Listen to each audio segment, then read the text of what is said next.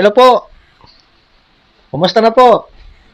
So, ilang araw na lang po ang ating ginagawang paghahanda, no? 3 araw na lang.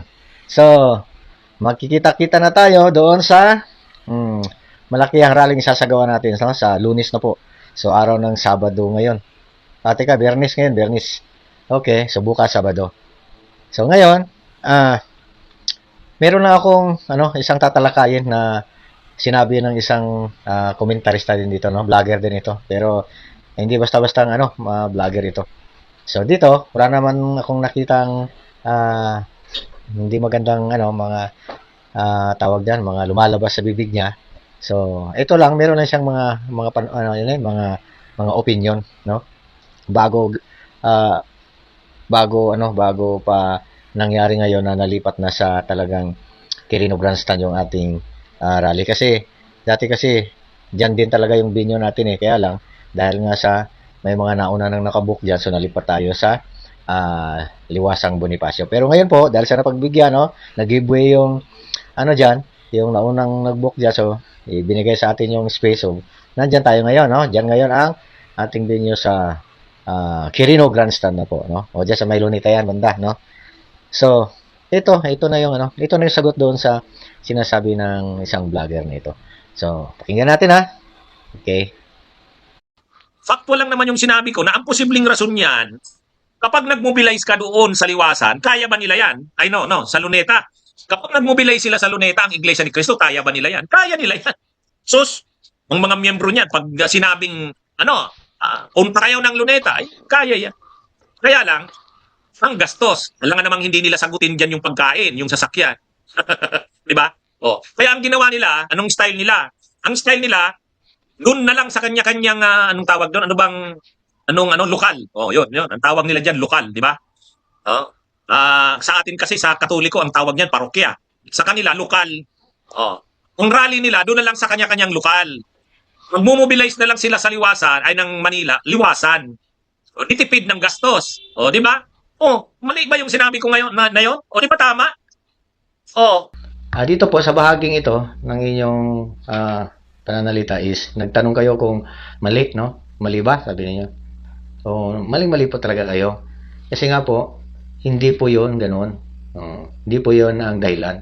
Sinabi ko nga po kanina na hindi po 'yan ang dahilan kung bakit hindi kami sa Luneta natuloy at doon na lang sa Liwasang Bonifacio, no? So may ibang dahilan po, no? Hindi po yung sinasabi ninyong nagtitipid ang iglesia, no?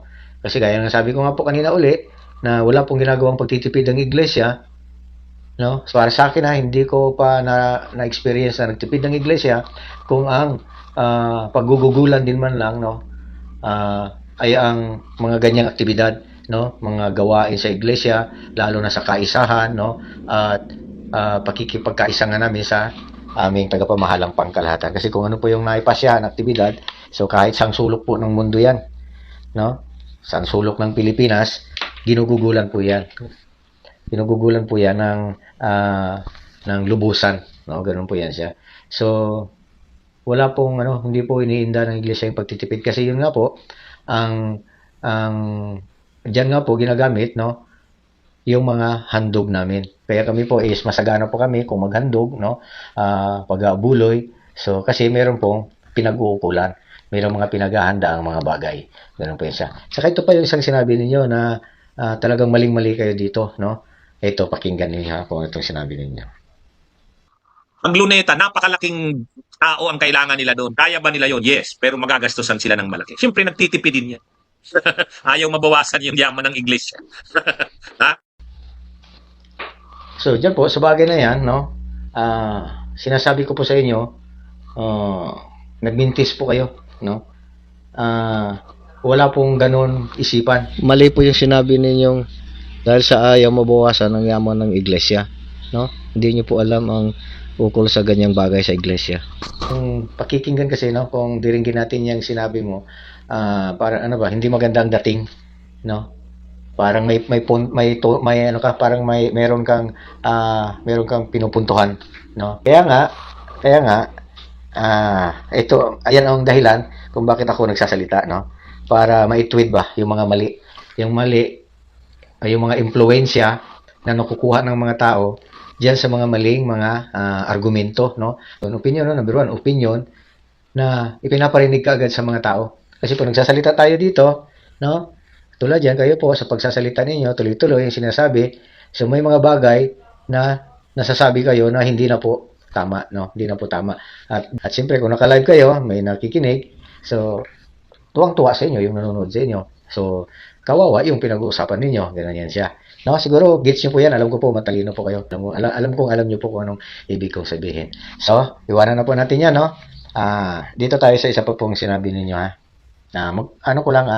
Ino-quote ko lang ito, para siyempre, ang mga sinasabi ko dito is, merong batayan, no? Merong basihan. Okay?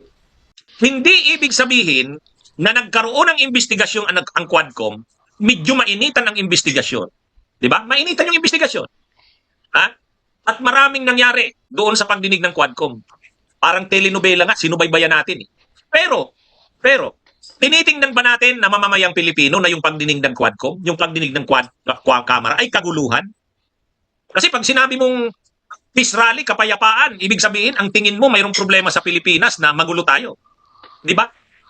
'Di ba? Pag ibig sabihin mo ng kapayapaan, ano bang kabaliktaran ng kapayapaan? Kaguluhan. May kaguluhan ba tayo?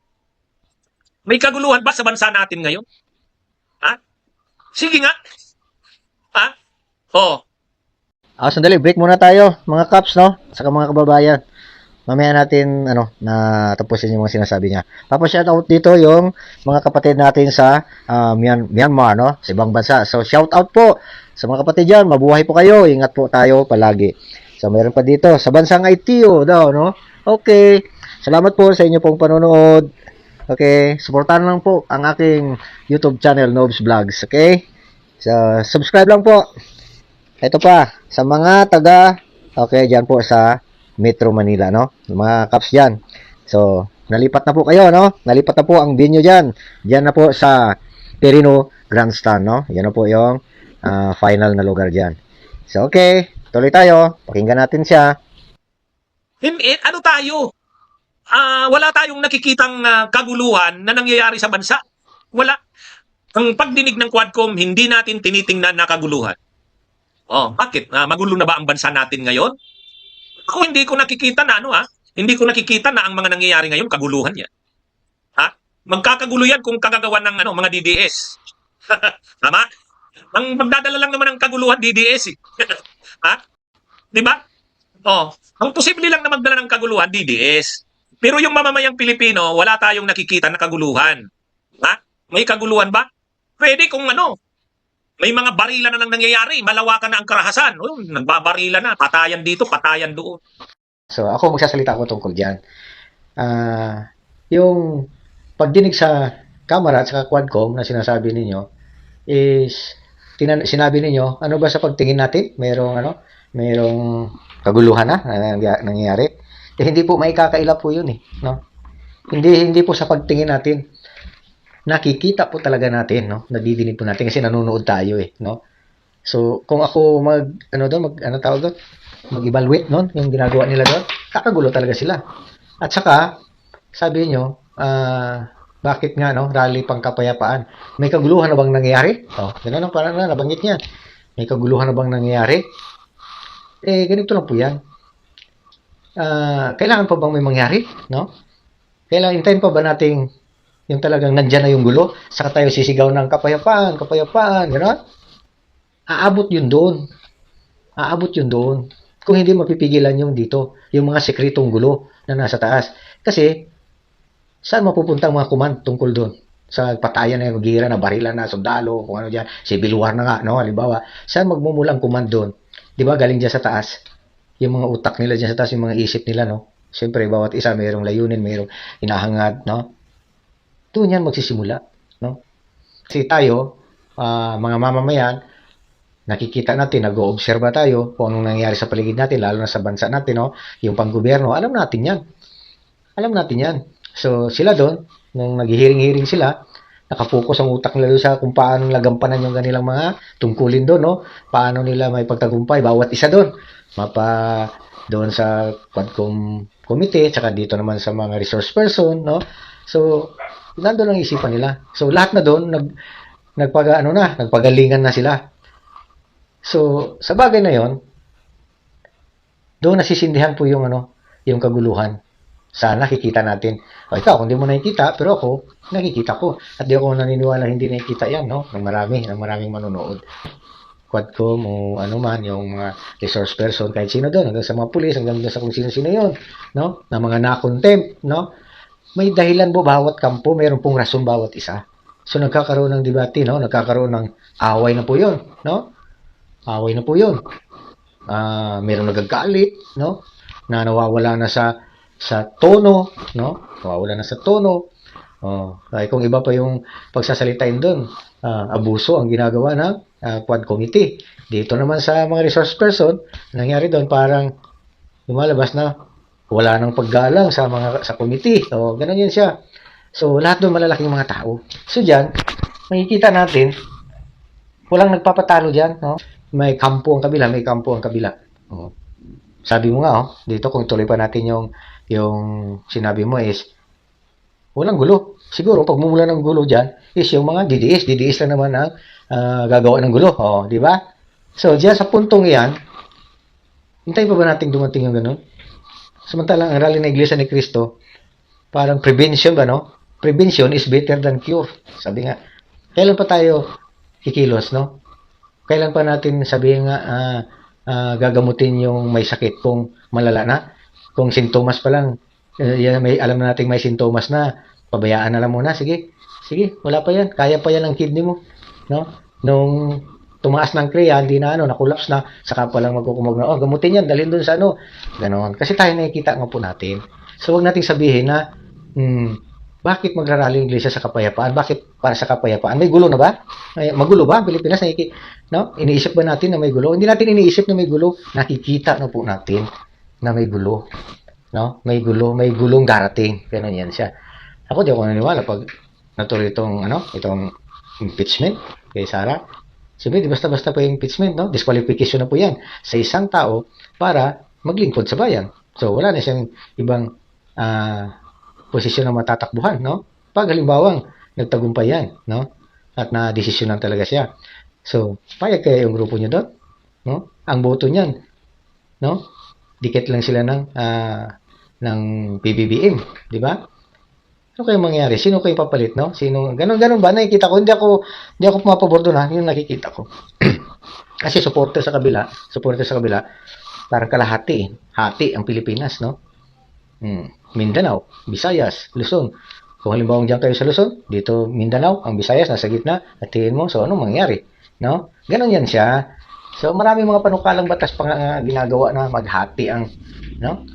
Nakikinig yung mga kapatid natin, mga kababayan natin, mga Muslim. Matagal na gustong separate ang nila. Di ba? Di ba? Nakikita ninyo?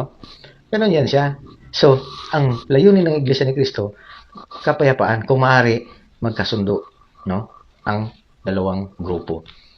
Kahit sa inyo po, sa panig po ninyo, kung saan kayo kampi, dito kayo sa kampi, o kung iba pa kayong grupo, at saka yung ibang grupo pa dyan, no? Na may kanya-kanyang faction na, no? Kanya-kanyang kampo na, may kanya-kanyang adhikain, mga mithiin na, no? Kasi labasan na dun, no?